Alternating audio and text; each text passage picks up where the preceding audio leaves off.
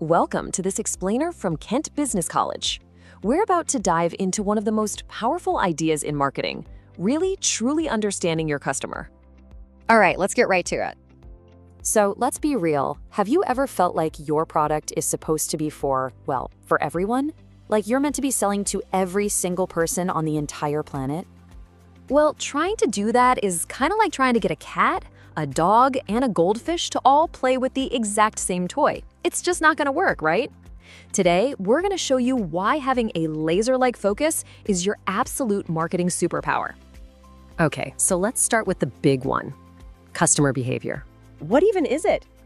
Put simply, it's about getting inside your customer's head. It's the detective work you do to figure out what makes them tick, what they need, and, how they ultimately decide to spend their money. You might be thinking, yeah, that sounds interesting, but what's the actual impact? Does it really matter? Well, let me tell you a quick story about a sausage roll. So what's with this number? 20,000. That's how many people signed a petition asking the bakery chain Greg's for one specific thing.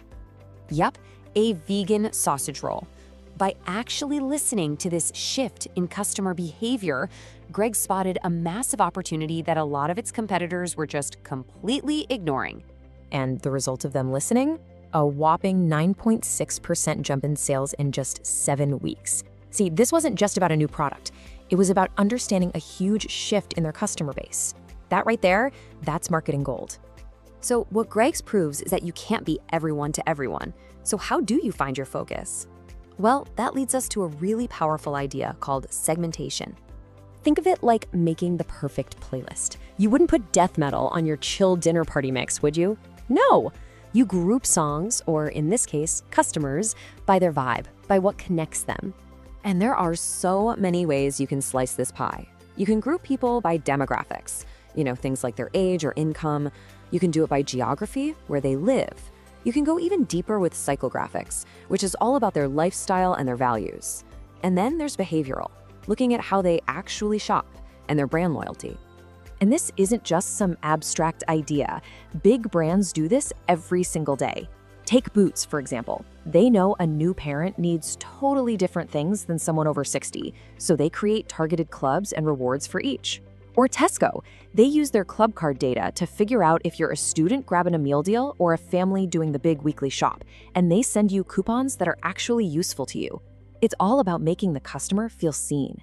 But slicing the pie is really just the first step. The real magic happens with a powerful framework called STP.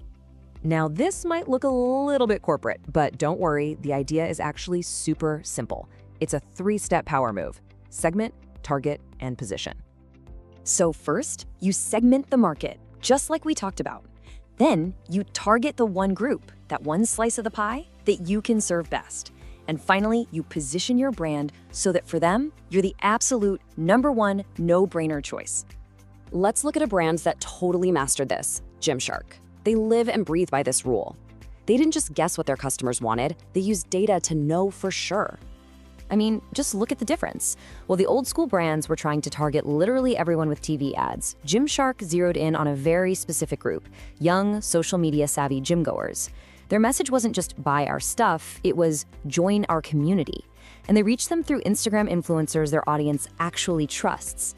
That is the STP model in action, and it's how they grew from a garage startup into a billion-pound company.